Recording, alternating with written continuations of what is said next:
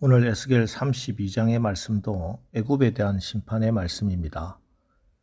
하나님께서는 에스겔 29장부터 오늘 32장에 이르기까지 장장 4장에 걸쳐서 애굽과 바로 왕에 대한 심판을 말씀하고 있습니다. 이렇게 길게 말씀하시는 이유는 그 당시 애굽의 영향력이 유다 백성들에게 미치는 것이 그만큼 막대했기 때문입니다.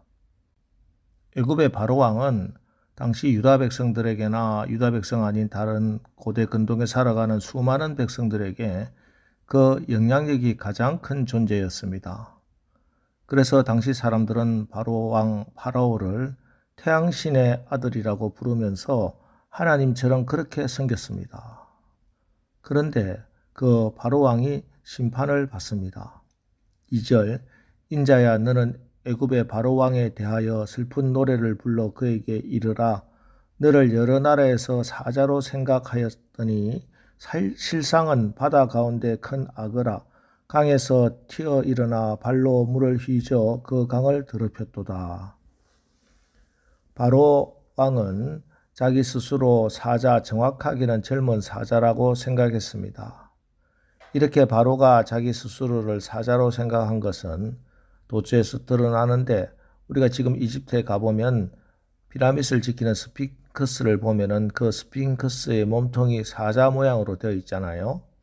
이처럼 그는 자기 스스로를 젊은 사자라고 여겼습니다. 여기 젊은 사자는 잠언 28장 1절의 의인이나 에스겔 19장 5절 6절의 이스라엘의 왕자처럼 젊고 용감하고 정의로운 지도자를 상징합니다. 하지만 실상은 하나님 보실 때는 사자가 아니라 강물을 더럽히는 자기밖에 모르는 악어라는 것입니다. 하나님 보시기에는 꼬리를 심하게 휘젓고 몸통을 심하게 휘저어서 강물을 뿌옇게 만들고 더럽게 만드는 악어 같은 존재라는 것입니다. 그래서 하나님은 그 강물을 깨끗하게 하시기 위해서 악어였던 바로 왕을 심판하셨다 하는 말씀입니다. 오늘 우리도 마찬가지입니다. 우리 스스로도 내가 어떤 존재인지 분명히 깨닫고 있어야 하나님의 인도하심을 받을 수가 있습니다. 성경에서 우리의 정체성에 대해서 가장 많이 비유하는 동물이 있다면 양일 것입니다. 팔레스타인 땅에는 싸움 잘하는 이리도 있었고 일 잘하는 소도 있었습니다. 그러나 성경은 하나님의 백성들을 일컬어 싸움 잘하는 사자나 일이라고 말하지 않습니다. 일 잘하는 소나 낙이라고도 말하지 않습니다. 너는 내 양이다. 하나님의 백성들, 하나님의 가족들을 일컬어 한 마리 양이라고 말씀하고 있습니다.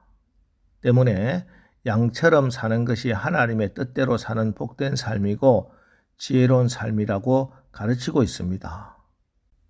여러분, 내가 철저히 양이라는 사실을 인정하고 시인할 수 있어야 하겠습니다. 그래야 선한 목자 되신 주님의 은혜 안에 살 수 있습니다. 그럼 성경이 우리를 양으로 말씀하실 때 그 양이란 어떤 의미를 가지고 있는가? 우선 양이란 말은 약하다는 뜻입니다. 스포츠 팀의 이름으로 무슨 라이온스, 블루스나 타이거전이 하는 얘기는 들어 있어도 무슨 램즈, 양의 새끼라 하는 건 들어본 적 없죠. 마스코트로도 양을 내세우는 팀은 하나도 볼 수 없는 이유가 바로 양이 가장 약하기 때문에 그렇습니다. 그렇습니다. 양은 정말 약한 짐승입니다. 양에게는 날카로운 이빨과 발톱, 헌에 빠진 뿔도 없고 빨리 달릴 수도 없어서 들짐승에게 쉽게 잡혀 먹히고 맙니다. 싸움에서 도저히 이길 수 없는 동물입니다. 시력도 좋지 못하고 냄새도 잘 맡지 못해서 쉽게 구렁텅이에 빠지고 가다가 절벽이 있으면 절벽에 떨어지기도 합니다.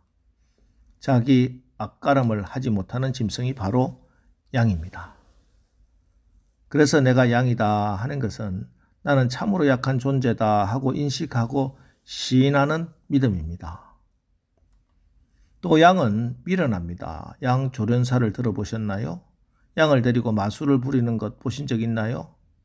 서커스 막간에 벌어지는 동물쇼에 양들이 공연을 펼치는 걸 본 일이 없을 겁니다.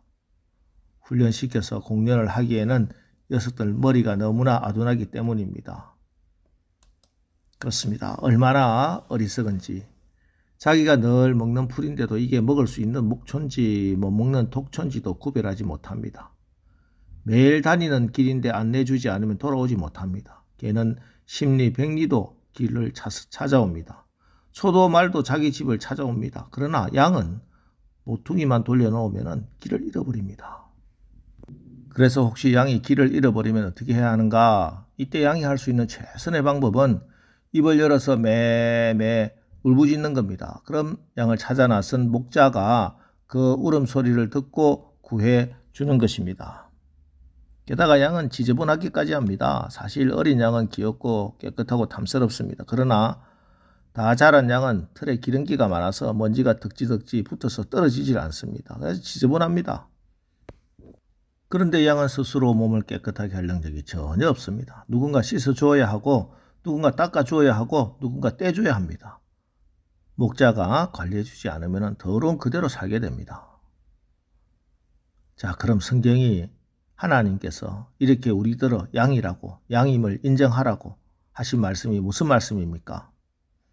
사실 양이라는 동물은 장점이 하나도 없는 동물입니다. 하나부터 10까지가 다 문제투성입니다. 그런데 이 양들이 아무 문제 없이 광야에서 잘 살아갑니다. 어떻게 아무것도 자기 혼자 할 수 없는 이 양들이 그 험한 광야에서 살아갈 수 있는 것인가? 바로 목자 때문입니다. 목자만 있으면 모든 것이 해결됩니다. 목자가 100% 다 책임져 주시기 때문입니다. 그래서 하나님이 우리에게 양이라 하는 것은 우리가 약하고 미련하고 무능하기에 반드시 목자를 필요로 하는 존재라는 것을 알고 목자를 믿고 목자를 의지하라 하는 것입니다. 양이 목자 없이는 죽듯이 나는 혼자 살 수 없습니다. 예수님 없으면 죽습니다. 예수님 한 분으로 충분합니다. 는 자세로 예수님을 믿으라 하는 것입니다. 그 많은 허물과 약점에도 불구하고 하나님이 다윗을 마음에 합한 자라 칭찬하시고 끝까지 보호하시고 붙든 이유는 바로 다윗은 하나님 앞에선 자기를 철저하게 양으로 인식하고 양으로 시인했기 때문입니다.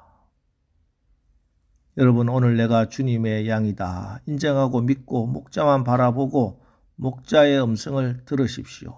그래서 예수님의 인도하심과 보호하심을 받으면 풍성한 생명을 누리는 복된 오늘 하루 사시기를 주님의 이름으로 축원합니다. 기도하겠습니다. 하나님, 오늘 우리의 눈이 너무 크고 화려하고 높은 곳만 바라보고 살다가 작지만 우리 예수님이 바라보고 계신 귀하고 소중한 것 잃어버리고 있는 것이 없는지 깨닫게 하옵소서. 자기가 사자라고 착각한 애굽의 바로왕의 심판을 읽고 우리의 마음속에 혹 자리 잡으려고 하는 교만함 다 없이 하여 주시고 우리가 양임을 인정하고 믿고 목자만 바라보고 주님 앞에 무릎 꿇고 기도함으로 목자의 음성을 듣고 그래서 예수님의 인도하심과 보호하심을 받으며 풍성한 생명을 누리게 하옵소서. 예수님의 이름으로 기도합니다. 아멘. 이제 주여 오늘 하루도 우리가 나의 정체성을 바로 알아 양으로 목자의 인도와 보호함을 받는 그런 삶을 살게 하옵소서. 우리 말씀 붙들고 합심해서 기도하고 나가겠습니다. 우리 기도하겠습니다.